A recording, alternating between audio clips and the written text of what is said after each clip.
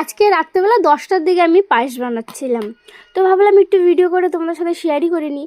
আর এতবার পায়েস খাওয়া হয়েছে, মানে পৌষ সংক্রান্তি আগের থেকে পায়েস খাওয়া হয়েছে, একবারও তোমাদের সাথে শেয়ার করিনি।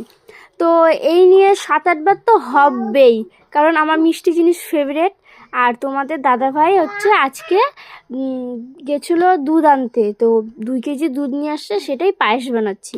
তো পায়েসটা হয়ে আসছে, তো চালটা দেওয়ার পর একটু শুকিয়ে আসছে, তারপরে যে গুড়টা দিলাম, তো গুড়টা দিয়ে একটু নাড়াচাড়া করে নিব।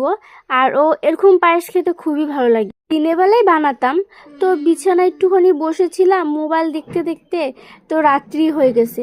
তো এখন ভাত সাত খাবো, তো ভাবলাম একটু পায়েসটা বসিয়ে তারপরে ভাত সাত খাওয়া হোক। তো তারপরে একটু পায়েসটা বানানোর পরে একটুখানি কালারটা চলে আসছে। আর এরকম ডিপ কালার তো আমার খুবই ভালো লাগে। একটু যদি এরকম কালার না হয় ভালো লাগে না, আর মিষ্টিটা যদি বেশি না হয় তাও ভালো লাগে না। কেউ কেউ মিষ্টি বেশি খায়, কেউ কেউ কম খায়। আমার তো মিষ্টি খুবই ভালো লাগে। দেখো কালারটা কি মিষ্টি, সেরকমটা বোঝা যাচ্ছে না গরম বলে, কালারটা আস্তে আস্তে যাচ্ছে, কিন্তু ডিপ কালার ছিল, বুঝতে পারলে? তো তোমরা কি আমার মতো পায়েস খেতে ভালো লাগে? তো লাস্ট ফ্রেশ এই যে পায়েস বানানো হওয়ার পরে কিছুক্ষণ রাখার পরে এই লুকটা আসছে।